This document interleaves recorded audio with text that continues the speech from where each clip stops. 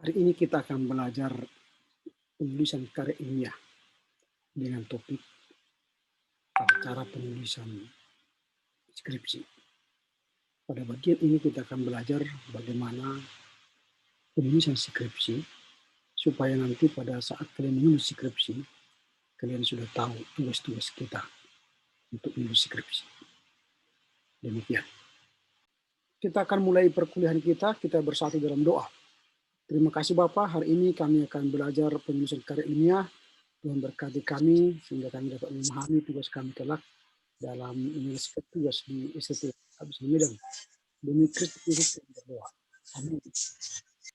Baik, hari ini kita akan belajar dengan tema penulisan skripsi. Nah, ini akan kita bahas pelan-pelan karena nanti kalian akan mencoba bahkan pada tugas akhir nanti kalian akan membahas dan mengerjakan karya ilmiah yaitu skripsi.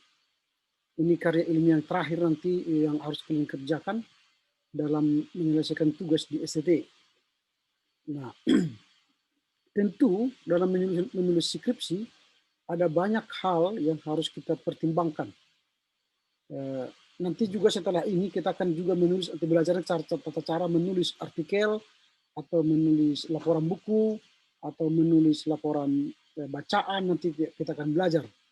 Tapi kita mulai dulu dari tata cara penyusunan skripsi supaya ada gambaran awal nanti bagi kalian bagaimana menyusun skripsi yang diharapkan dalam sebuah lembaga atau sekolah tinggi teologi ataupun sekolah universitas ya. Baik, penyusunan laporan, hasil laporan atau penelitian ditulis dalam bentuk skripsi. Jadi kalian kan akan membuat laporan hasil penelitian kalian nanti dalam bentuk skripsi. Skripsi itu terdiri dari 3 bagian, yaitu bagian awal, kemudian bagian utama, dan bagian akhir.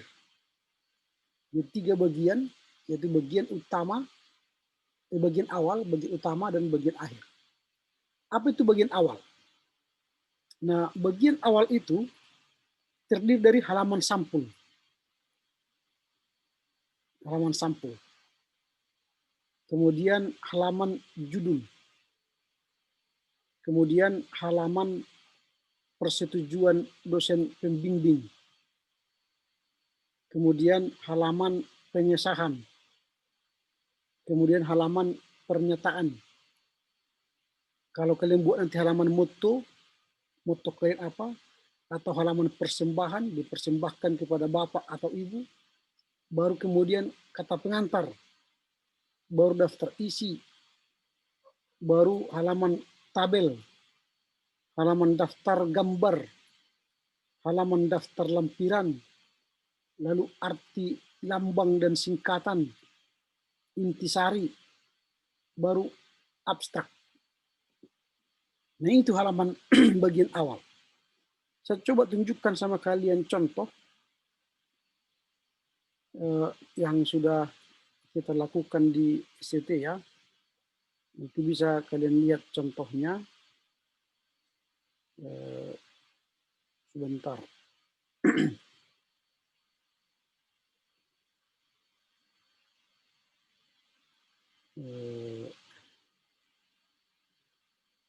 Sebentar ya, saya tunjukkan ya.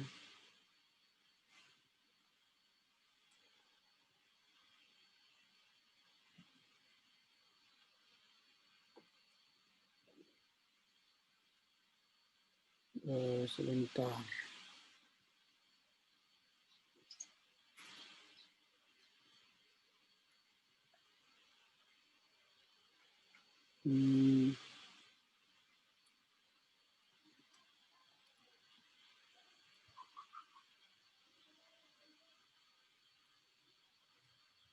Sebentar ya, sini sudah sedang jalan ini. Biar nanti kalian ada gambaran umum dulu dalam rangka menulis skripsi ke depan, sehingga ketika menulis skripsi nanti kalian bukan lagi mencari-cari atau menghayal-hayal apa itu skripsi, tapi sejak awal di semester 1 kalian sudah mempersiapkan hendak menulis skripsi.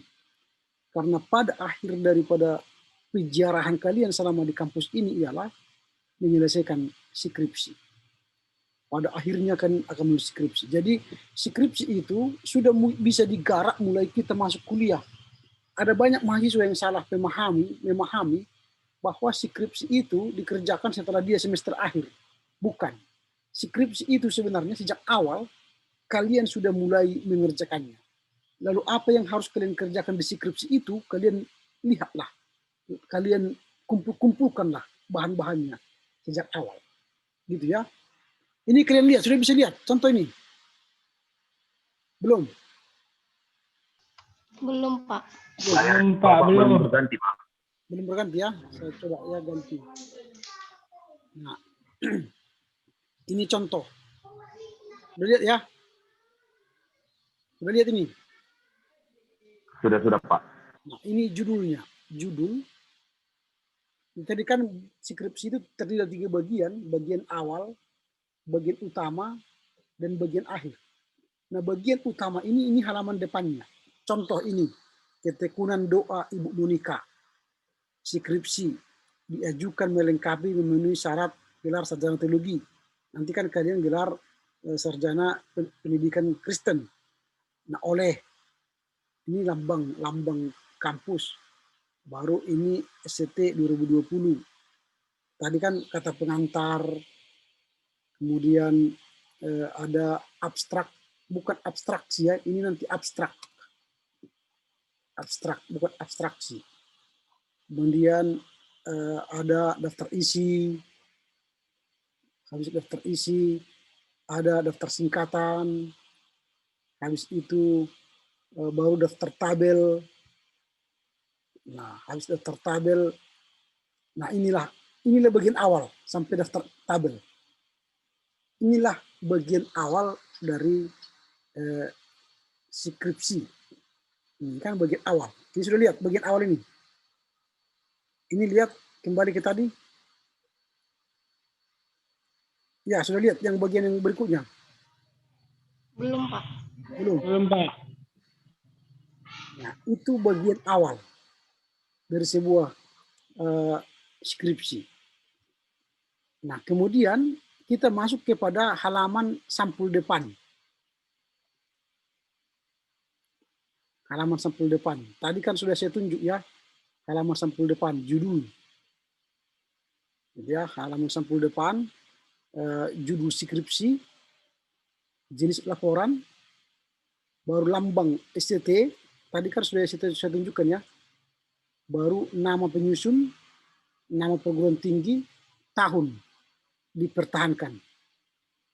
Ini halaman sampul yang ini bisa kalian lihat lagi. Belum berganti, Pak. Belum berganti. Oke, saya berikan dulu ini.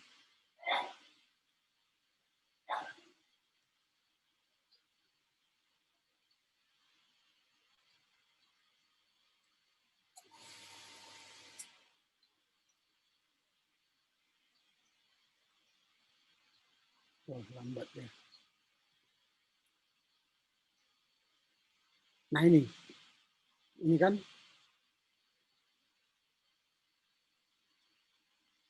ini halaman sampul. Di halaman sampul ada judul, baru skripsi. Belum berganti, Pak. Oh, belum berganti. Belum, Pak.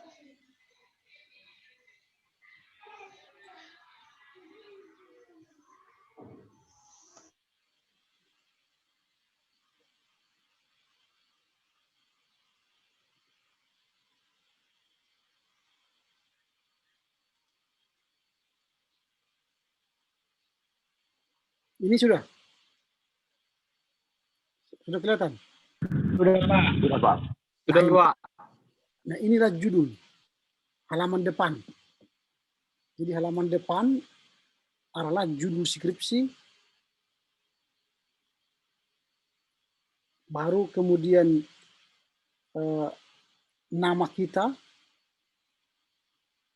baru lambang dari kampus, logo, baru nama kampus Sekolah Tinggi Teologi, baru tahun. Nah, itu contoh. Nanti ketika kalian membuat halaman sampel, ya seperti ini. Nah, seperti ini bentuknya. Nah, lihat ya. Ini contoh. Nah, baru kita lanjut ke yang berikutnya.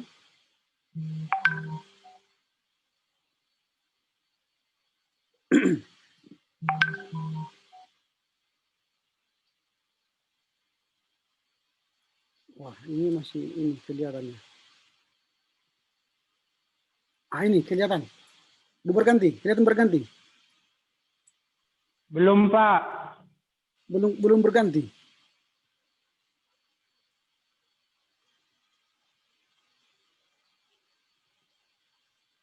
Ini sudah.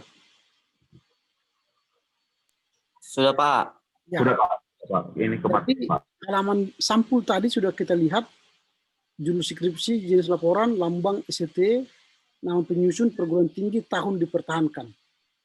Baru kemudian judul skripsi. Baru judul skripsi itu jangan banyak, maksimal dia 20 kata. Jadi memang kita selalu tergoda membuat judul itu panjang sekali. Tak usah. Kalau boleh judul itu pendek, tapi menantang gitu ya. Baru kemudian jenis laporan. Jenis laporannya ialah skripsi. Baru lambang ICT. Tadi kan sudah ada lambang ICT. Baru nama penyusun, nama penulis. Kemudian nama perguruan tinggi. Tadi kan Sekolah Tinggi Teologi Abdusabda Medan 2020. Itu tadi di halaman depan. Baru dipertahankan untuk apa? Untuk meraih gelar sarjana pendidikan Kristen. Baru halaman judul. Baru halaman persetujuan. Nah, halaman persetujuan itu dan halaman pengesahan. Nanti ada halaman persetujuan dosen, lalu halaman pengesahan. Baru halaman pernyataan bahwa skripsi ini dibuat asli, bukan menjiplak dan sebagainya. Baru halaman motto bila ada. Baru halaman persembahan bila ada. Misalnya dipersembahkan buat ibu atau bapak atau gereja dan sebagainya. Baru kata pengantar. Inilah baru daftar isi tadi, daftar isi halaman halaman daftar tabel, baru daftar gambar, lampiran, arti lambang, intisari dan abstrak. Itulah bagian yang pertama dari skripsi. Itu bagian yang pertama dari skripsi. Nah, bagian yang kedua dari skripsi ialah, atau bagian utamanya ialah ini. Bab 1, baru nanti ada bab 2.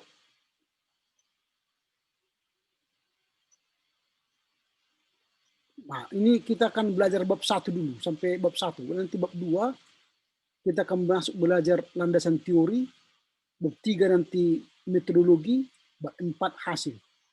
Tapi untuk hari ini kita akan belajar bab 1, pendahuluan.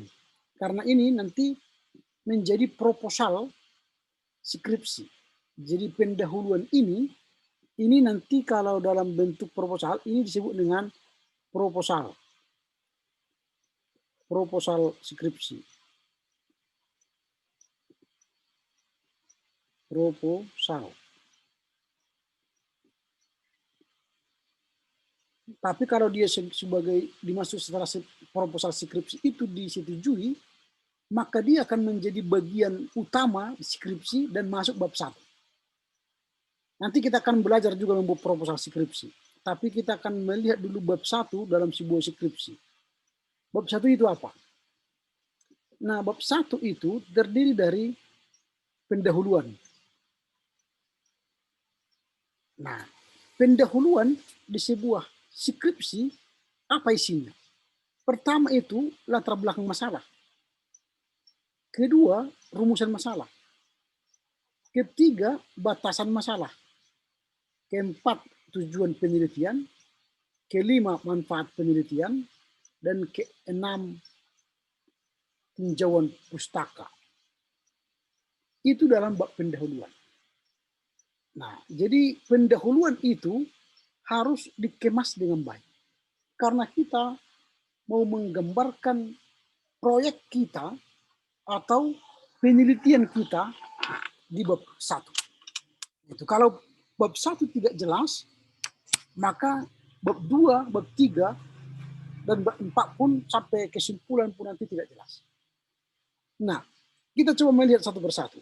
Apa itu latar belakang masalah? Nah, latar belakang masalah adalah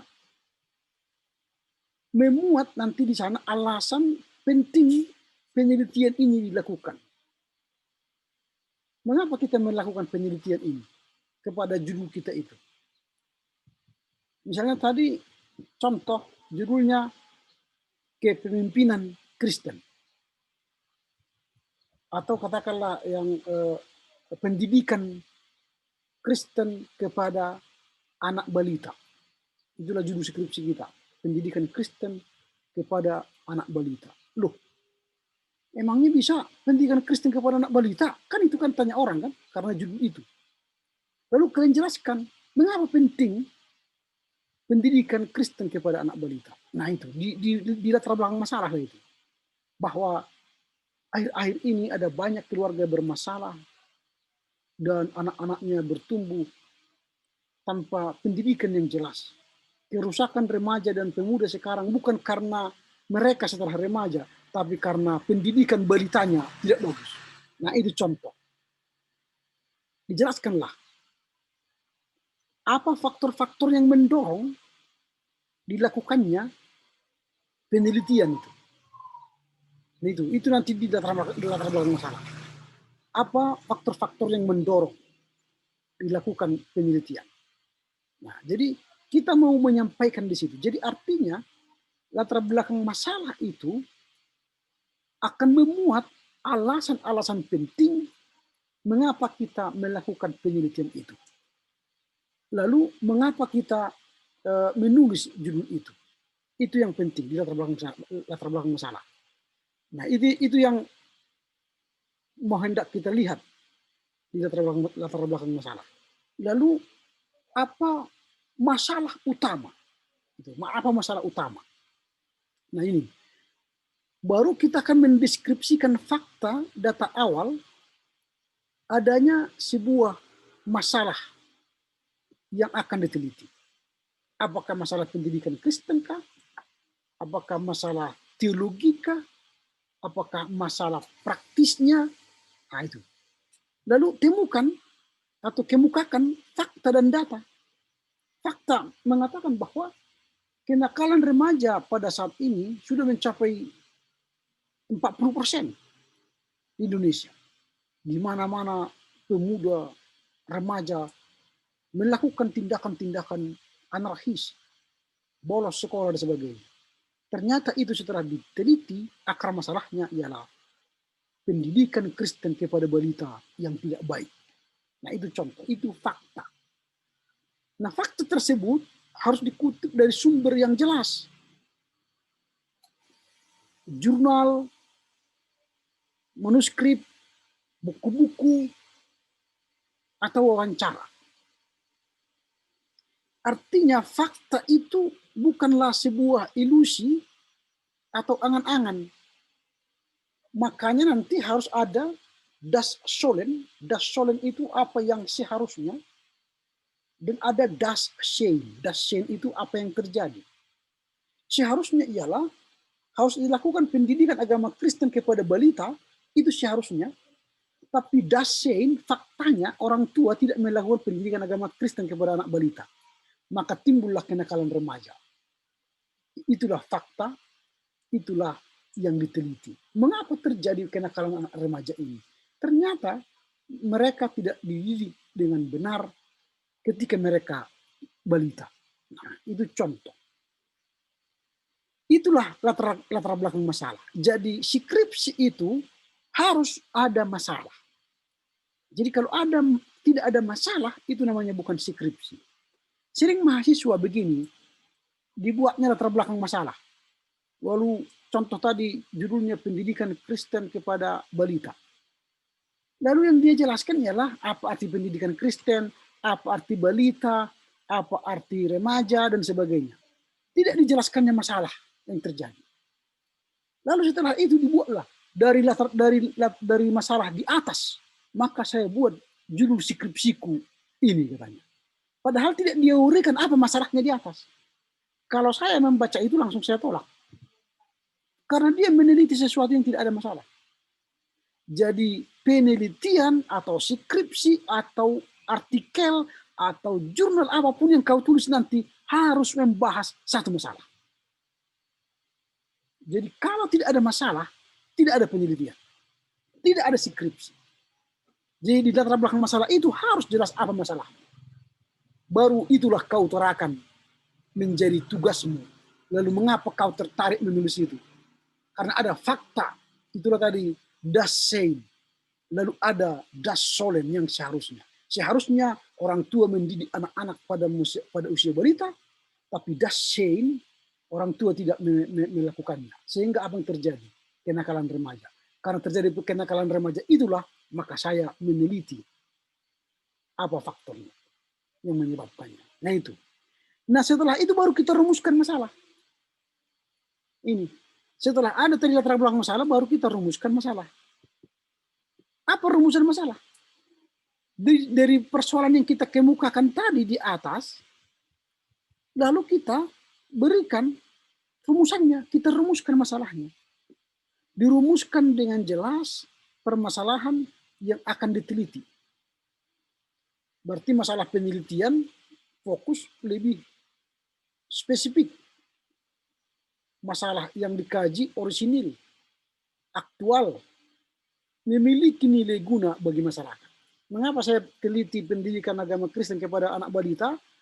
Supaya orang tua nanti yang punya anak balita tahu mendidik anak yang balita. Jadi ada dampaknya kepada masyarakat. Jadi penelitian kita itu harus berdampak kepada masyarakat. Kalau tidak punya dampak, kasihan kita nanti meneliti. Gak ada yang membaca kan. Nah sebaiknya dirumuskan dalam bentuk pertanyaan. Jadi rumusan masalah itu pertanyaannya maksimal 3. Jangan banyak. Ada banyak mahasiswa membuat pertanyaannya, ada yang 6, ada yang 7, banyak sekali. Lalu setiap pertanyaan itu kalau maksimal 3 harus kita jawab. Pertanyaan itu harus kita jawab.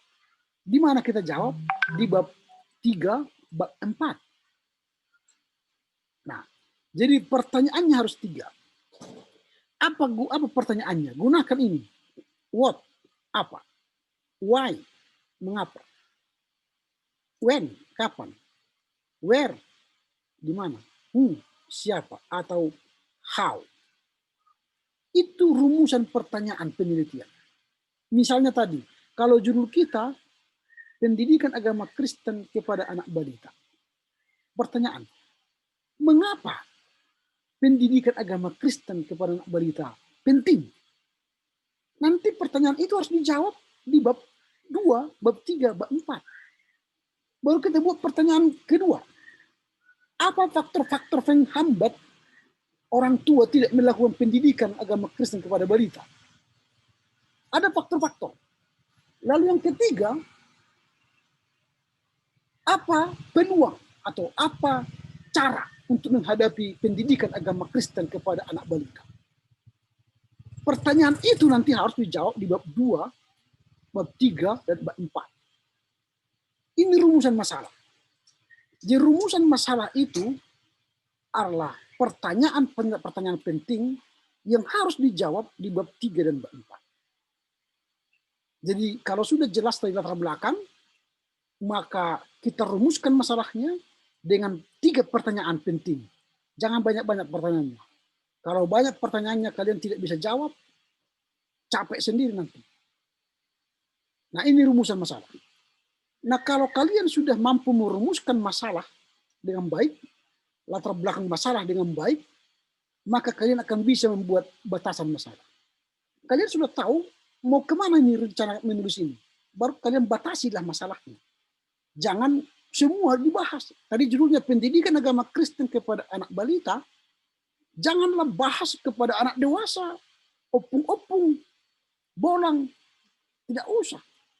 Lalu buatlah dengan judul skripsi saya ini, maka saya akan membatasi masalah saya khusus kepada anak balita. Nah, ini pembatasan masalah. Nah, setelah selesai kalian membatasi masalah kalian, maka masuklah kepada tujuan penelitian. Tujuan penelitian kalimatnya ialah untuk. Tujuan penelitiannya untuk mengetahui. Jadi kalau pendidikan agama Kristen kepada anak balita, untuk mengetahui bagaimana pendidikan agama Kristen kepada anak balita. Kedua, untuk mengetahui peran orang tua mendidik pendidikan agama Kristen kepada anak balita. Untuk. Jadi kalimatnya untuk. Itu tujuan penelitian. Lalu nanti masuk kepada manfaat. Kalau manfaat, kalimatnya agar. Agar saya mengetahui bagaimana pendidikan agama Kristen kepada anak balita. Agar orang tua tahu bagaimana peran pendidikan agama Kristen kepada anak balita. Kira-kira seperti itu. Jadi tujuan penelitian untuk, kalau manfaat penelitian agar. Nah, jadi ada manfaat penelitian itu. Nah, kemudian baru tinjauan pustaka. Nah, tinjauan pustaka itu artinya teori-teori yang kalian gunakan dalam menyelesaikan masalah tadi. Masalah kalian tadi, misalnya tadi pendidikan agama Kristen kepada anak balita, apakah ada teori? Maksudnya ahli yang membahas itu. Menurut Dr. Sumarno, dalam pendidikan agama Kristen kepada balita, mengatakan bahwa pendidikan agama Kristen kepada usia dini itu sangat penting. Berarti itu teori. Pakai buku-buku lain, ahli-ahli lain. Itu namanya tinjauan pustaka. Daftarkanlah buku-buku yang relevan, yang terbaru, jurnal-jurnal ilmiah yang terbaru yang membahas topik yang berkaitan dengan skripsi kita itu. Nah, itulah tinjauan pustaka. Nanti kalian bahaslah itu lebih dalam, tinjauan pustaka itu. Nah, inilah pengantar dulu untuk menulis skripsi. Minggu depan kita akan bahas bagaimana landasan teori tadi. Bagaimana bab 2, bab 3, bab 4. Dan kesimpulan. Kita akan bahas itu. Tapi minimal di pengantar ini, di pendahuluan ini, kalian sudah mengerti apa sebenarnya pendahuluan. Pendahuluan ini baru bagian pertama dari bagian utama tadi. Bagian utama itu kan bab 1. Bagian utama itu ada bab 1, ada bab 2, ada bab 3, ada bab 4, ada bab 5. Nanti kita akan ulas satu persatu. Tapi bagian pertama ini dah dulu penjelasannya. Kalau saya terangkan nanti semua, kalian tidak mengerti.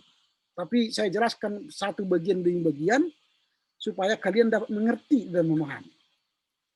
Sampai di sini dulu. Ada pertanyaan? Ada pertanyaan sampai di sini? Pak, izin bertanya, Pak. Ya, silakan. Saya bertanya, Pak. Oke, waktu kita 10 menit lagi ya. Silakan. Oke, Pak. Poin pertama tadi, Pak, masih saya penasaran. Itu bila mana hanya sebagian yang diambil boleh nggak, Pak?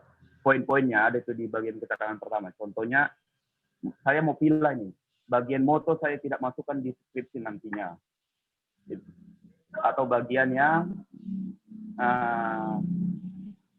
kata-kata yang di atas tadi yang mengenai doa seorang ibu, itu mungkin saya tidak masukkan. Karena banyak juga beberapa skripsi yang pernah saya lihat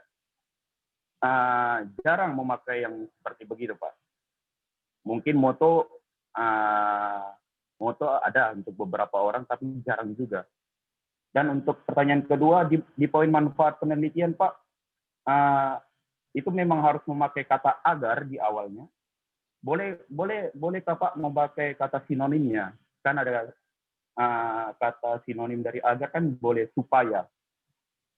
di poin manfaat penelitian itu, Pak. Oke. Terima kasih, Pak. Kalau motto itu tadi itu kan jika perlu. Misalnya kan setelah kata pengantar motto hidup saya ialah carilah Tuhan maka engkau akan hidup. Itu kan motto. Hanya satu lembar itu. Kalau tidak perlu, kalau tidak ada motto hidup kita tak usah. Tapi kalau ada silakan. Nah itu. Bagian yang kedua, memang itu rumusnya. Kalau tujuan kalimatnya untuk. Kalau manfaat agar. Tidak pakai supaya. Jadi dia pakai agar. Karena kita hendak mengatakan supaya saya tahu, agar orang lain tahu, agar orang tua tahu misalnya kalau itu tadi. Jadi agar. Jadi kalau misalnya tujuan ada 4, manfaat juga harus 4. Harus seimbang. Jangan tujuan 4, manfaat 3 enggak boleh. Nah itu ya. Jadi harus sinkron. Itu dia apanya. Oke, ada lagi pertanyaan? Baik, Pak. Terima kasih, Pak.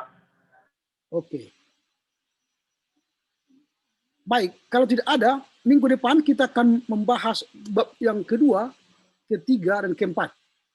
Bahkan yang kelima nanti kalau bisa. Begitu ya. Baik, dengan demikian berakhirlah kita diskusi kita dan kuliah kita hari ini.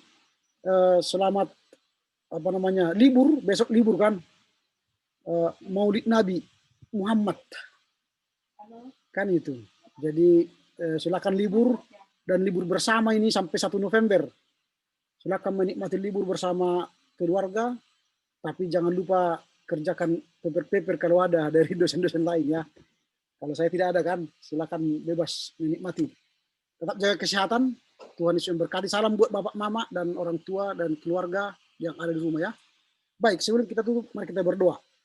Terima kasih Bapak, kami bersyukur. Sore ini kami boleh mengakhiri perkuliahan kami. Kiranya apa yang kami pelajari boleh berkenan untuk mempersiapkan kami dalam penulisan karya tulis, penulisan skripsi selama kami studi di ST. Demi Kristus Yesus kami berdoa. Amin. Horas, menjojua, Yahobu, ahoy. Horas, Pak. Horas, Pak. Horas, Pak. Terima kasih, Pak.